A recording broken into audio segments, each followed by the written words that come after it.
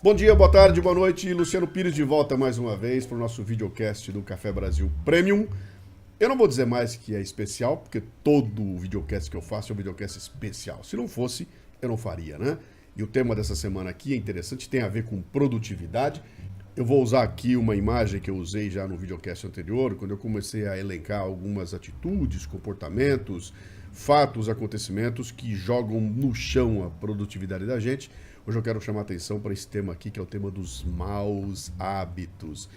E para entender exatamente do que nós estamos falando aqui, eu tenho que falar um pouco sobre a definição de hábitos, né? Que tá ali, ó, comportamento que aprendemos e repetimos frequentemente sem pensar como executar. Uso, costume, maneira de viver, modo constante de se comportar. Onde é que eu quero chamar a atenção? É aqui, ó. Repetimos frequentemente sem pensar, modo constante de se comportar. E outro segredo fundamental está aqui, ó. A gente não se liberta de um hábito atirando-o pela janela. É preciso fazê-lo descer a escada degrau por degrau. Esse vai ser o tema do videocast do mês. Mudança de hábitos.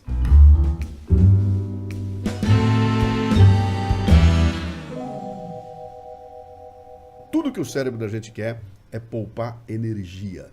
Desde que a gente desceu das árvores, há sei lá quanto tempo, 40 mil anos atrás, a gente está preocupado com isso. O cérebro quer poupar energia. Por isso ele procura os caminhos mais fáceis. Ele procura se aproximar das situações onde ele não tenha que pensar demais, onde não tenha que gastar demais a energia.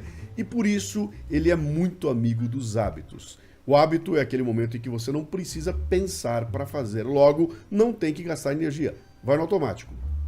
E entender isso é fundamental, especialmente quando a gente traz a situação para dentro do ambiente do trabalho. Olha como é que funciona. Eu vou definir aqui uma fábrica para você. Fábrica é um lugar onde se produz um produto ou serviço, onde existem controle e medições, onde tem foco na redução de custos e onde alguém te diz o que fazer. Não precisa ser uma fábrica com torno fazendo peça. Pode ser um carrinho de cachorro-quente. Pode ser um escritório de advocacia, pode ser um escritório de contabilidade, não importa. Se o teu ambiente é assim, isso é uma fábrica, que é uma definição que tem 100 anos, sei lá, 200 anos, né? E o que uma fábrica precisa para funcionar direito? Fábricas precisam de estabilidade, tem que ter rotina, tem que ser previsível, tem que ter controle. Tudo que uma fábrica não pode ter é susto. Eu tenho que entender o que está acontecendo, saber que está tudo controlado, saber que está em cima da linha e que no final do dia eu saberei o que vai acontecer.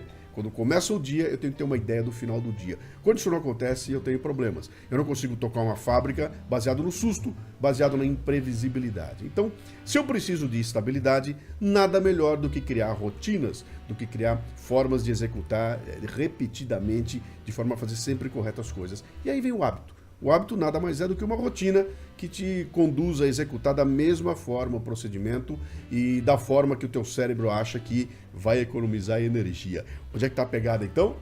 A questão é que a estabilidade muitas vezes pode gerar hábitos que te deixam assim, cara, amarram a gente. Você fica tão preso a um hábito que você não consegue sair dele. Deixou de ser alguma coisa que serve só para economizar energia, para te escravizar. Você virou escravo do hábito. Eu quero propor a você discutir um outro tipo de hábito, que é aquela corda que, em vez de te enrolar e te prender, ela serve como um guia. Ela te ajuda a subir, a vencer o obstáculo. Esse é o hábito que interessa, esse é o hábito que a gente controla, esse é o hábito que existe com a gente pensando nele. Olha, existem basicamente 3 tipos de hábitos. O primeiro é o tipo do hábito que a gente chama de hábitos da mente. Quando a gente repete credos e pensamentos que levam a problemas e comportamentos emocionais. Sabe quando você tem medo de alguma coisa, você sofre mentalmente, você antecipa, cara, vai acontecer alguma coisa de ruim, eu tenho medo de andar de avião, eu tenho medo de pedir um aumento pro meu chefe, eu tenho receio. São coisas que da tua mente é que estão funcionando e fazem com que você torne difícil tomar algumas decisões. A recomendação para escapar desse tipo de hábito é simples.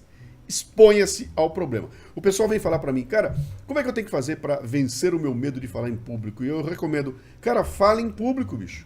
Vai lá ter uma festa de aniversário, pede para você falar, para homenagear o aniversário. Você vai na missa, pede para lá na frente ler a fala do dia, a homilia, sei lá como é que chama aquilo, né? Se você tem chance de se expor em público, exponha-se.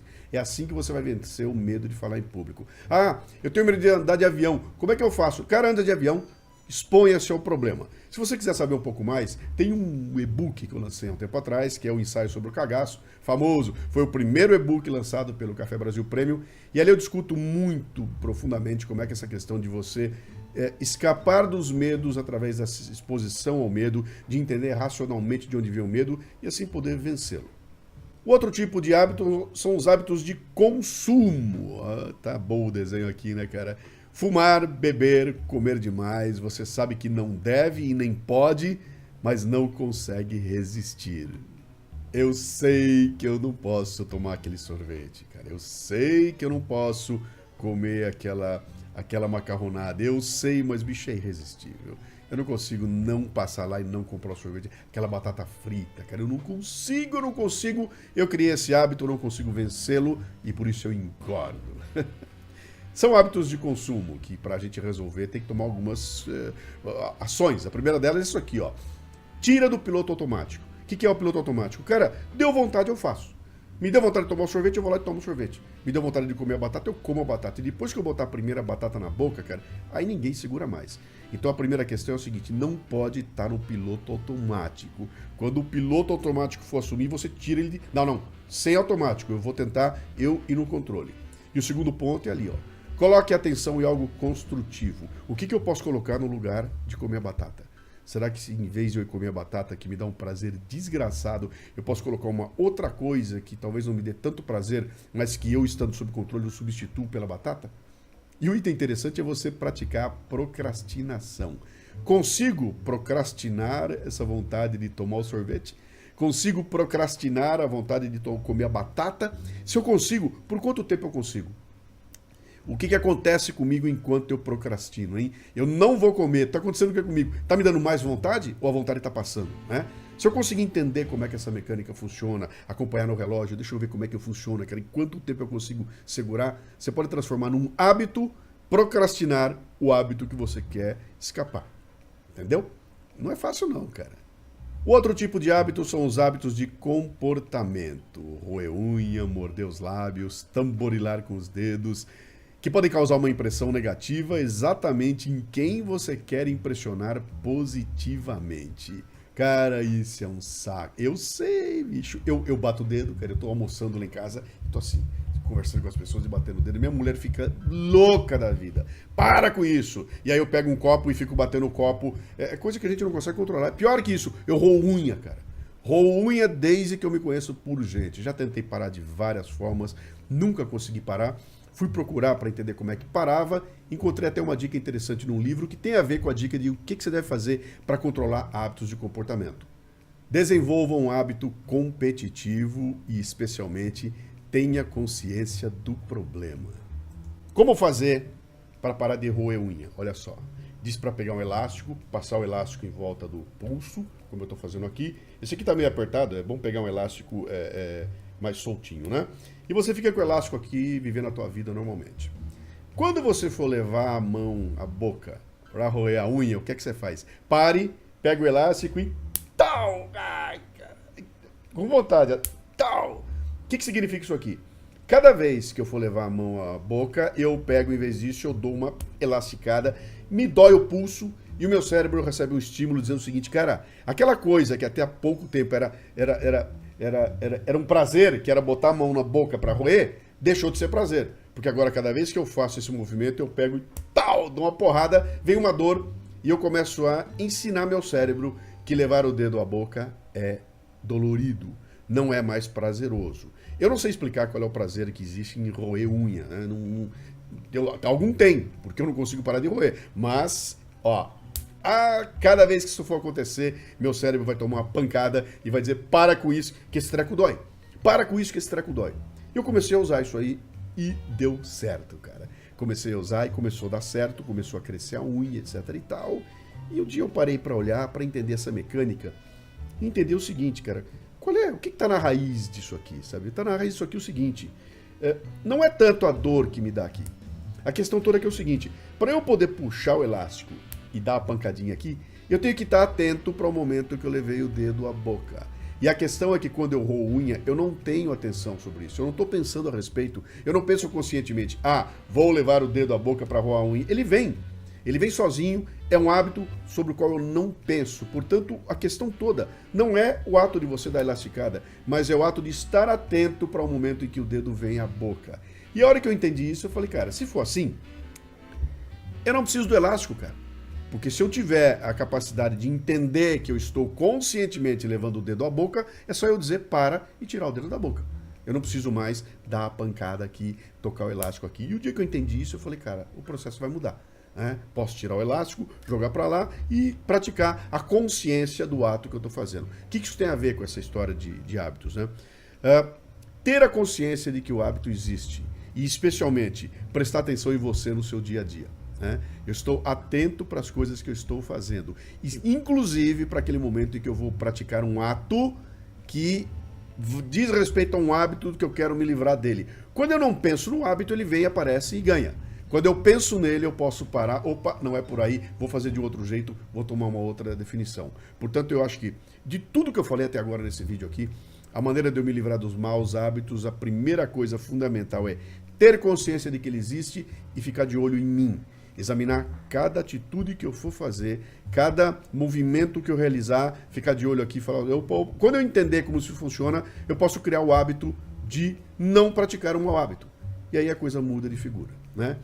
O que aconteceu com a minha unha, continuo roendo igual, porque eu continuei a voltar, fiquei nervoso de montão, passei por um período, um ano desgraçado, com 1000 encrencas, roei tudo de novo e voltou outra vez, eu preciso parar, criar vergonha na cara, mas aos 62 anos de idade, cara, se livrar de um hábito que tem 60 é muito complicado, né?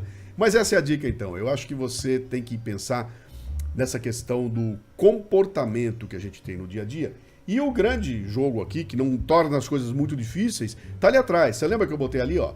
Se o hábito é um comportamento que a gente repete frequentemente sem pensar, como é que eu consigo mudar o hábito se eu não penso nele?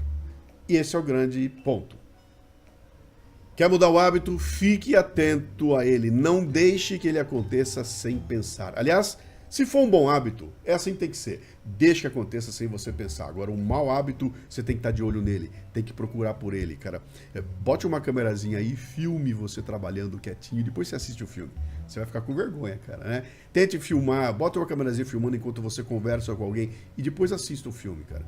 Veja o vídeo e veja você se comportando ali e ali começam a aparecer claramente os hábitos, né? Peça para alguém te ajudar, eleja alguém para ser o teu ombudsman, que depois vem dizer para você como minha mulher faz para mim. Eu boto a mão na boca, ela vem e tira a mão da boca. Eu fico puto, mas ela é a ferramenta que pode me ajudar a evitar, se eu puder entender como uma pessoa que quer me ajudar e não alguém que quer me corrigir de algo que eu estou fazendo que não significa nada. Significa sim, cara, é um mau hábito, né?